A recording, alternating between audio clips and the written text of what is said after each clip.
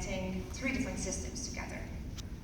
First, you have to capture the user's speech. So for that, you either need a button that they can press to let you know that they're speaking, or you need to detect that they're done talking yourself. And after that, you get audio. And you need to process that audio with the transcription service, like the transcription API that uses our Whisper model, for example. Then you get text out. And you can process that text with a language model, like GPT-4, for example, to generate a response. And then the last step is to generate voice. And for this, you need a third model, for example, our text-to-speech model, to have speech as the final output. So if you've been following, you probably noticed that each step in this flow depends on the output of the previous one, which makes the overall process slow, first of all, but also it can't react fast enough to allow for natural interruptions. And the speech recognition step doesn't carry as much detail and nuance as the output is just text. So this makes it really hard to build fluid, conversational experiences that feel lifelike. Right, so until today, these capabilities of natively understanding speech and generating speech have not been available in the API. And what this means is that there's no need to convert text or other modalities into text for the model to understand. It can actually process audio and visual inputs as well as text. And it can also generate speech directly without having to generate the text first. Right. So that means the interaction doesn't have to be split into these three different steps. It can happen in real time with a lot less latency. So as an example of the type of experience that's possible, we're going to show a quick video of ChatGPT's advanced voice mode, which just launched. What are some fun things I can do outside this weekend? The weather looks great. That sounds like a perfect opportunity to explore the Bay Area. You could take a hike in the Muir Woods, enjoy a picnic at Crissy Field with a view of the Golden Gate Bridge, or take a scenic drive down Highway 1 to explore the coastline. How does that sound for a start? That sounds awesome. I really like the idea of a scenic drive. What route should I take? For a scenic drive, taking Highway 1 is a fantastic choice. ChatGPT's advanced voice mode is an amazing experience. I hope you all got a chance to test it since it came out last week. If you haven't, please do. Not now, obviously, but after the session. And so if you tried it, you know that it's like nothing we've ever had before. The fluidity, the latency, the expressiveness, it just doesn't compare. But as developers, what you can be really excited about is that now we're getting the same capabilities in the API. So that means that you can have the same experience in your own applications. Right, so as you heard, today we are launching the Realtime API. And this Realtime API is designed to enable exactly these kinds of low latency, multimodal experiences for your applications. We see this API as an important first step towards supporting a full spectrum of modalities in a single surface. And initially our focus is on speech, text, and function calling, but we are going to be adding to this list in the future. So we're going to talk about a few things during this session. We're first going to talk about how the Realtime API is different from other APIs that we offer. And then we're going to spend some time actually doing some coding and looking at some demos in person of how the Realtime API works. So let's first talk about how to make a voice assistant app today without the Realtime API. On Katya's laptop over here, we've got a small example app that's going to combine our Whisper, chat completions, and TTS APIs to show how this works today. Okay, so I have here on my laptop a voice assistant built the old way. So I'm going to ask a question, and then we're going to see on the screen the different processing steps as they are happening. Let's try this. Okay, quick, how do I unsend an email? Okay, generating the text. Cool. Still waiting. Unsending an email can depend on the email service you're using. Here are some steps for commonly used email Okay, cool. platforms. We have the response. I'm not going to listen to all of that because it's been too late, but you get the gist. Yeah, technically this solution did work, but obviously it had some shortcomings. This response arrived too late to be useful to us. I hope that email wasn't too spicy. So to compare, let's look at something similar but implemented with the Realtime API this time. Okay, so I have here the upgraded voice assistant. And so this time we won't see several steps because it's all happening at the same time. So let's try this and see the difference. Hey, can you hear me? Loud and clear. How can I assist you today? Okay, I'm here on stage at Dev Day and actually just flew in from Paris and I'm feeling a little homesick. So could you say hello to everyone, but in French? Bien sûr. Bonjour tout le monde. Okay. J'espère que vous passez une excellente journée à Dev Day. Great. So back to English now. Can you just tell everyone we're really excited that they're here? Of course. We're really excited to have you all here. Thank you for joining us. Thank you. And one last question. How do I unsend an email? To unsend an email, it depends on your email Okay, I'm provider. actually using Gmail. In Gmail, to unsend an email, you have a short window of time right after you send it. You see an undo Thank option. you.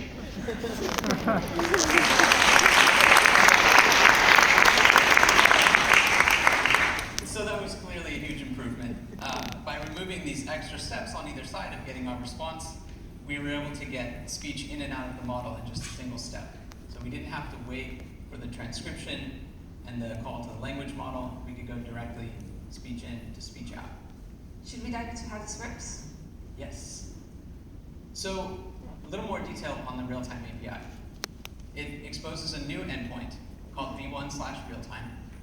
And this offers a WebSockets connection to your application.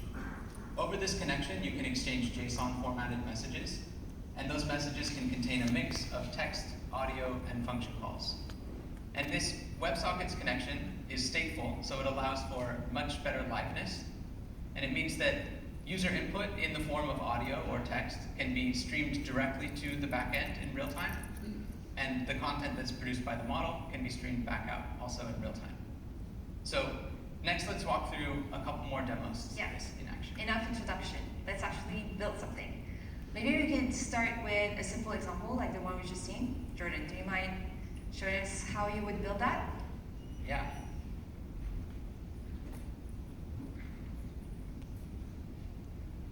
Okay, I just have to figure out how to switch over to my code editor here. Okay.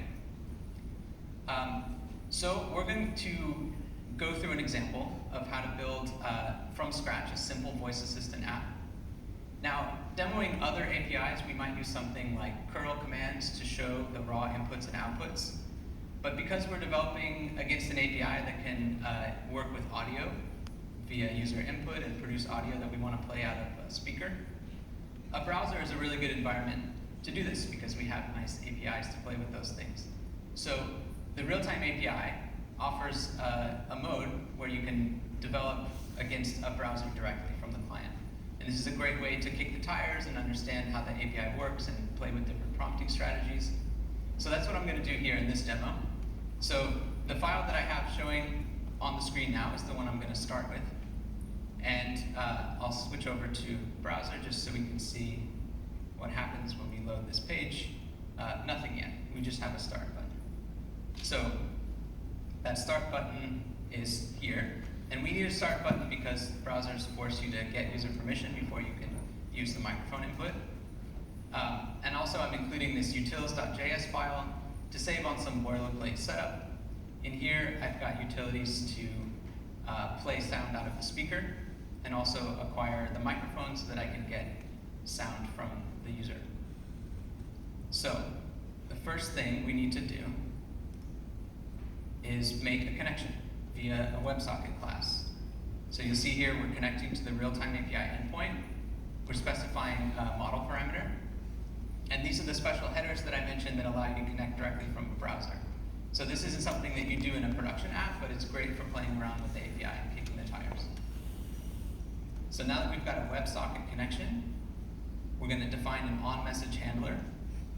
And this is the JSON formatted message format that I mentioned earlier. So these payloads come through on the data key, and we just parse them to get at the message within. So these messages, they'll define a series of different types that the backend will send to us. And the first one that we're going to care about right now is called response.audio.delta. And this one is what the server emits when it's telling us we've got more audio to play to the user. So this one, the audio payload is base 64 encoded. And so we just decode that and we send it to our WaveStream player.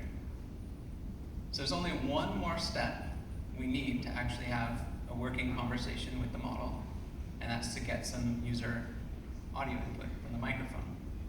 So we're going to do that by first starting up our wave recorder, and then using the record method to get a callback that gives us a chunk of audio. And then we just need to send that to the Realtime API using the input audio buffer append message. And we just base 64 encode the audio and send it.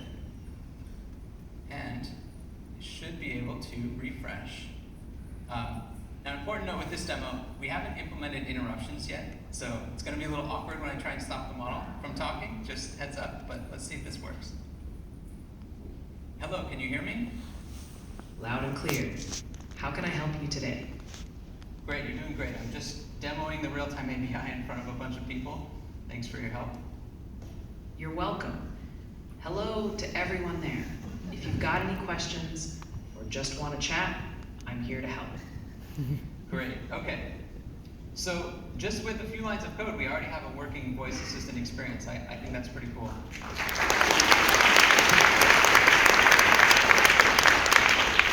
So before I leave this demo, I want to implement one more thing, which is another pretty cool feature of the Realtime API, which is the ability to handle interruptions properly. So we're going to need to add a little bit more code. The first thing to note is that the server will keep track of user speech events when it's in its default mode of server-side voice activity detection. And it's going to let us know about those events using these input audio buffer speech started event type, and there's another one called speech stopped as well. But the first thing we want to do is when the server tells us that the user has started speaking, we want to clear out the audio in the buffer that we're playing to the user. And then after we've done that, we want to tell the server where in time we actually cut the audio off, so that when the model generates a subsequent response, it knows exactly the last thing that we heard.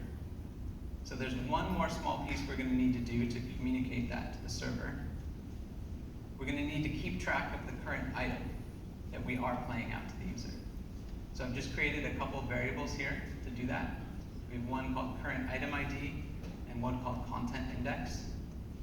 So we just set those as we receive a bit of audio. And then when we make the truncate call, we keep track of where in time that interrupt happened, and we just tell the API when that is. So I'm going to save this file. I'm going to do another refresh. Now this time I'm going to attempt to interrupt the model. Hopefully it listens to me. Hello, hello, are you there? I'm here. How can I assist you today? Okay, we're going to test out your interrupt capabilities, so can you count to 10 for me slowly? Sure. Let's start. 1. Interrupt me whenever you're ready. Oh, you can keep going. I didn't get a chance. All right, let's try that again. 1, 2, 3, 4. Okay, I'm going to stop you there. How far did you get when I interrupted you? You interrupted me right after I said 3. Want to give it another try? No, that's okay. I think you got pretty close. I think we got the point across. All right. So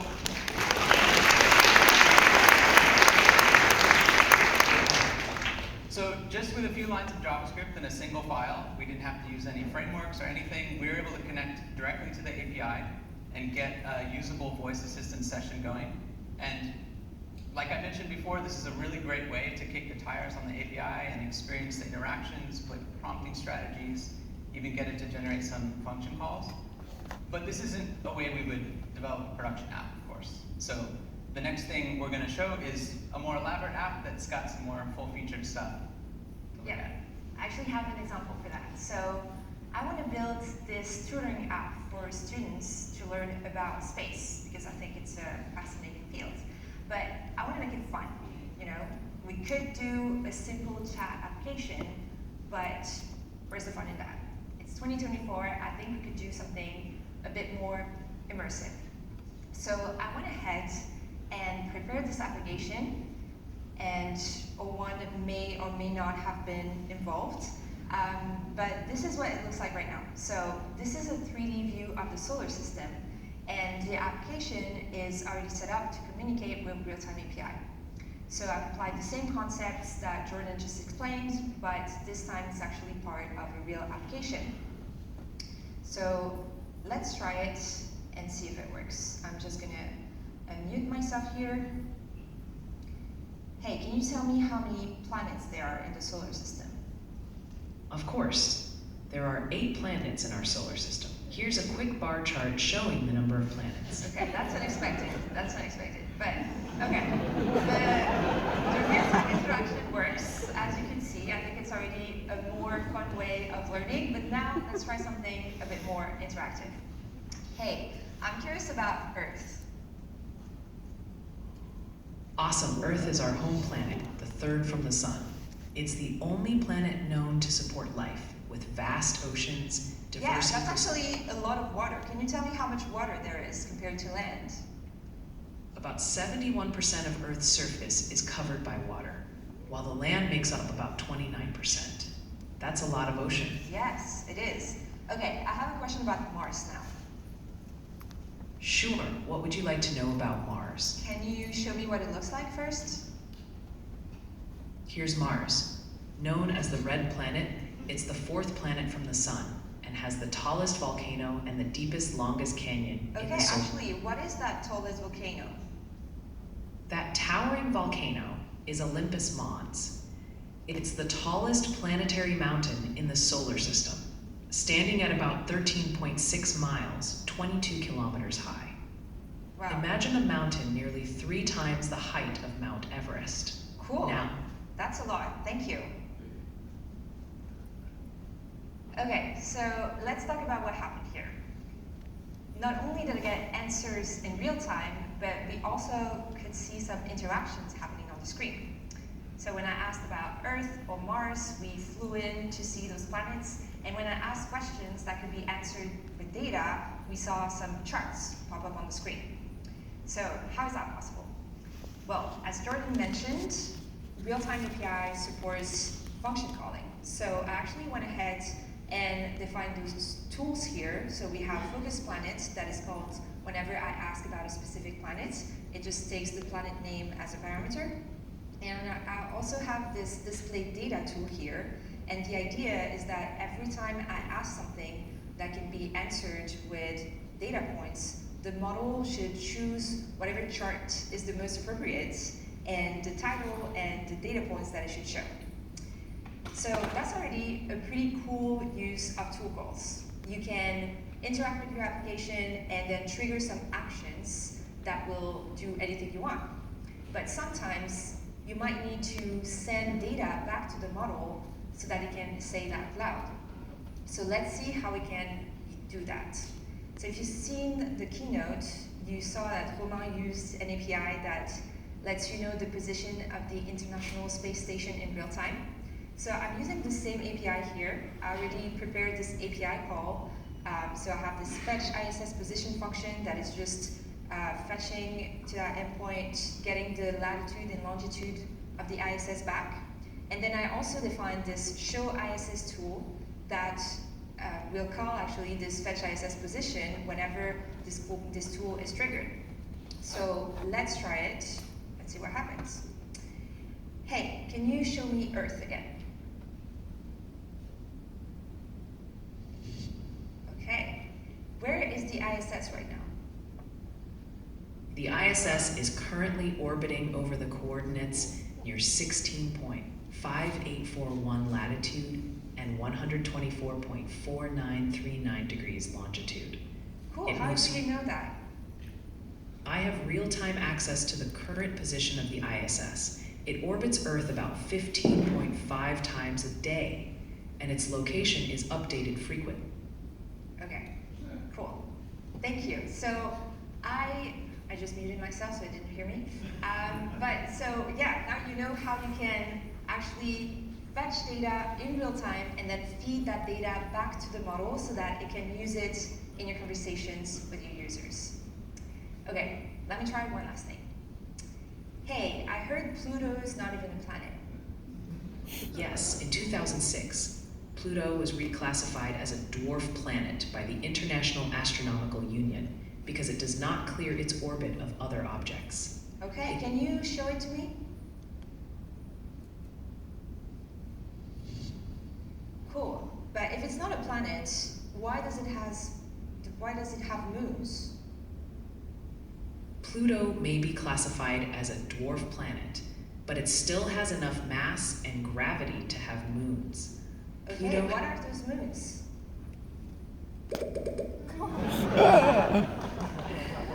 Cool. Okay.